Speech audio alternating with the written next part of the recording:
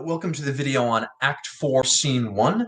But I suppose before we say anything specific about Act 4, Scene 1 itself, I might take a step back and say, more generally, welcome to Act 4. Is sort of the most chaotic, uneven, well, just maybe the weirdest, I suppose, act of the play. Now, like most of Shakespeare's plays, with Hamlet, we have 5 acts, and to a great extent, we are following what we typically encounter in a 5-act structure. The first act sets up what the problem is. You know, in this case, there's this prince. He sees his dad's ghost. He's got to get revenge. Act 2 sees all of the characters embarking upon their own individual approaches towards solving whatever the problem is. In Act 3, we see all of those plot lines intersect, usually resulting in some kind of explosion or twist that sets into motion the rest of the play. In this case, our twist, obviously, at the end of Act 3 would be the accidental question mark stabbing of Polonius. Act 4 is the low point, how are they going to get out of this point? And then at Act 5 is where it all ends, which would be happily, i.e., they do get out of this if it's a comedy, and unhappily, i.e., they don't get out of this if it's a tragedy.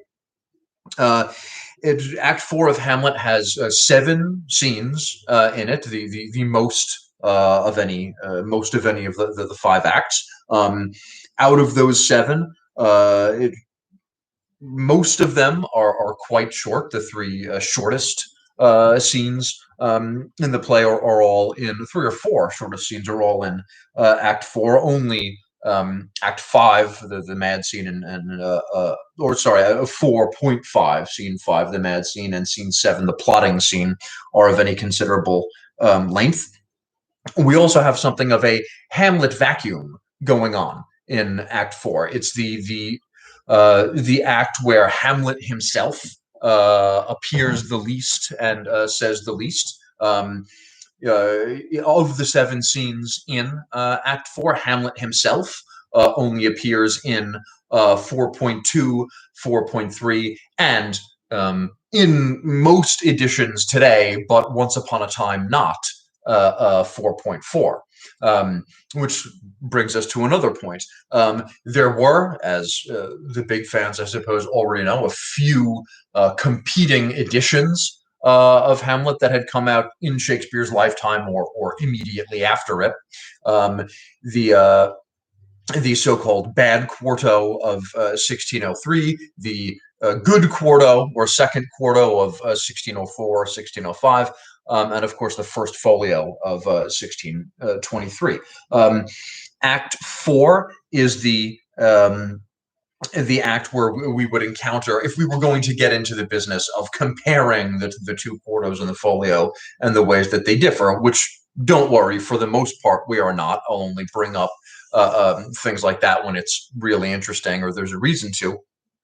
But Act 4 is the act where we see the biggest differences and the most interesting differences in terms of how the quartos and the folio differed from each other. A couple of scenes are completely different from one to the other. An entire soliloquy of Hamlet's is only present in one of the 3 and missing in the other 2. So a lot of highly suggestive weirdness and divergences going on between the quartos and the folio with the 7 scenes of Act 4. More on that stuff as it comes up. Now to the business of 4.1 specifically. It is the 3rd shortest scene in the play at only 45 lines. And all we have going on here is the queen bringing the king up to speed on what happened in the previous scene. Gertrude letting Claudius know that Hamlet has accidentally stabbed and killed Polonius. Rosencrantz and Guildenstern are also on stage, but do not speak. So it's pretty much just about the king and queen here. Now, although the scene is brief, it is key in the sense that we do not often see, in fact, nowhere else do we see at any length, the king and queen alone together. There are a couple of lines early in 2.2, for example, where they exchange a couple of lines right after one character has exited and right before another enters, but this is their only extended private conversation. So in terms of their relationship with each other, and I think more specifically, how that relationship stands now, especially from Gertrude's point of view, makes 4.1 important. So Gertrude runs up to the king, clearly very upset. Mine own lord, what have I seen tonight, at line 5.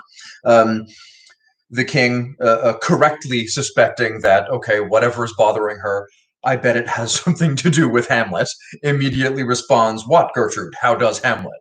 The idea that anyone in this play is upset about something that doesn't have anything to do with him, pretty implausible by this point.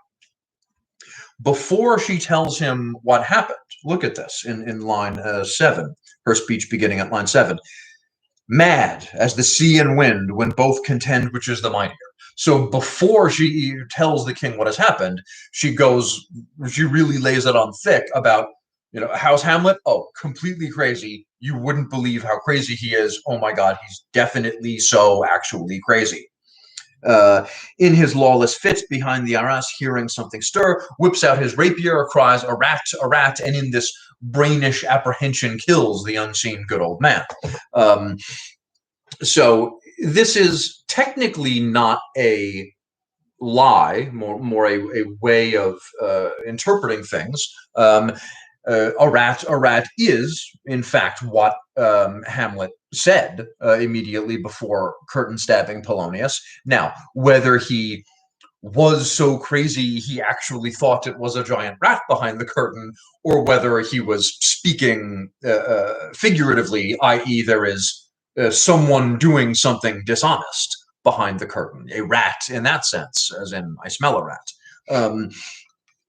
She is choosing to present it as actual madness. Now, we did, of course, towards the end of the last scene, towards the end of 3.4, see Hamlet very curiously choose to confide in his mother that he is not actually crazy. That he, to use his own words, is not in madness but mad in craft. And even before that, he goes on at some length trying to prove with logic to his mother that he's not actually crazy. My pulse, as yours, doth temperately keep time and makes as healthful music. Bring me to the test, and I the matter will reword which madness would gamble from, etc. So it's very important to him that his mother believe in the closing pages of 3.4 that he's not actually crazy. Strange that he suddenly trusts her not to tell the king, given that he's been at least as mad at her, at least as mistrustful of her, if not even madder, if not even more mistrustful of her as compared with the king for the whole play so far. Now, apparently, wherever it came from and whatever it was based on, Hamlet's sudden trust of his mother is not baseless. She appears to be covering for him here in this speech, emphasizing how crazy it is, trying to get him, to the greatest possible extent, out of trouble for what he has done to Polonius, emphasizing that he was so out of his mind he didn't know what he was doing. Now, everything she says here is, she's laying it on thick, but she has not yet told a lie to Claudius. It's all, point of view. You could see it that way. Now, Claudius's reaction does not demonstrate a great deal of concern for poor Polonius. His first words, "It had been so with us had we been there." Meaning, if I'd been hiding behind the curtain alongside him, like I was back in Act 3, Scene 1, that could have been me. So, and I guess also a heavy implication that he suspects that he was the intended target. So immediately after worrying, it could have been me. By line 17, he's on to it will be laid to us. In other words, I'm going to get blamed for this. In both instances, there, Claudius as king using the so-called royal we, saying we instead of I, and us instead of me, because he's the king.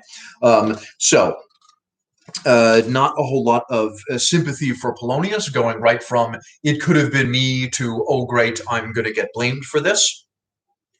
When he's finished with that, he finally asks the queen, "Where is he gone?" At line 23.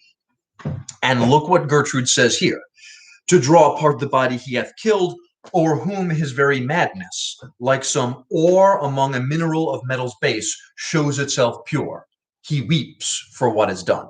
Now there we see, for the first and only time in this scene, Gertrude is unambiguously, inarguably lying to Claudius, right? He was so crazy, crying, rat to rat, brainish apprehension. That could have been how she saw it. Maybe she didn't believe Hamlet's protestations that he was not really crazy, but only faking it, and actually thinks he was crazy. She did just see him having what appeared to be an extended conversation with thin air back when the ghost showed up and she couldn't see him.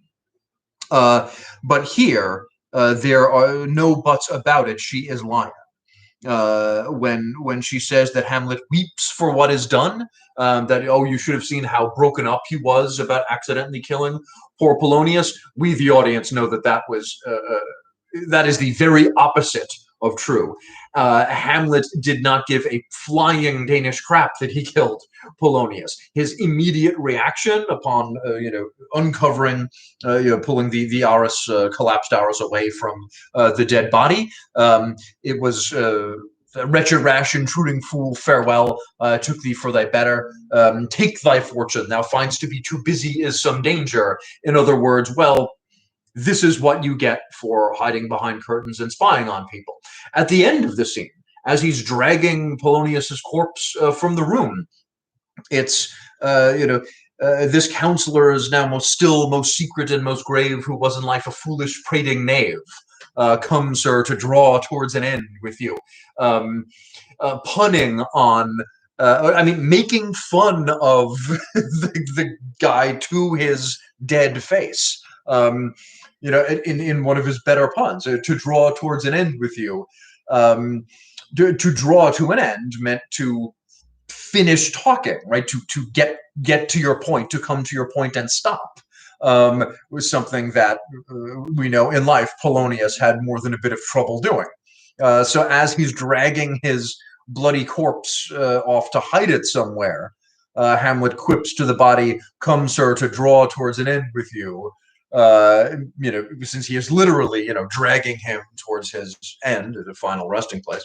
But also meaning, now that I've curtain stabbed you to death, you've finally shut up. So most definitely not weeping for what is done. So here, Gertrude is, for whatever reason, lying to Claudius to protect Hamlet. Whether any of Hamlet's cryptic stuff about killing a king, his hinting,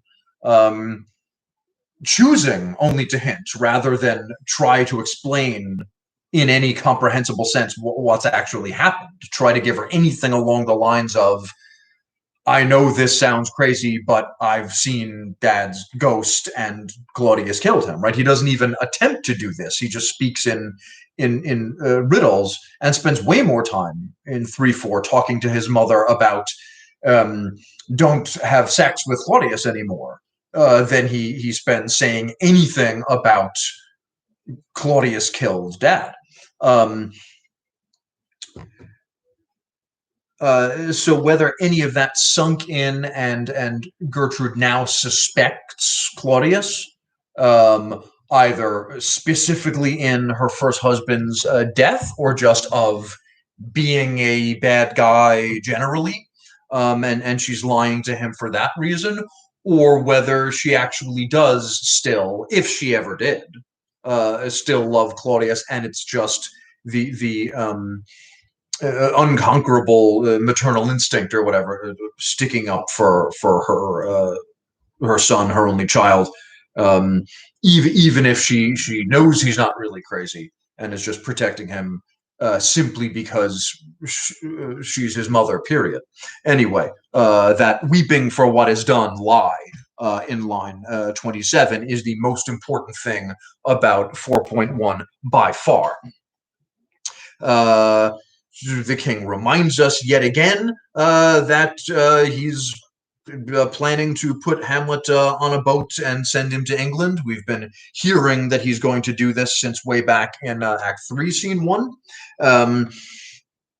Orders Rosencrantz and Guildenstern to find Hamlet, and get him to divulge the secret of where Polonius's body is, and the scene closes with the king worrying once again about whether he's going to get blamed for this. Whose whisper of the world's diameter is level to the cannon to his blank transports his poison shot may miss our name. Worried about whether the people generally are going to see this. He's worried, in short, about his approval rating as king, more than any sympathy for Polonius. That about wraps it up for 4.1. See you in a moment for a presumably even shorter video on the even shorter 4.2.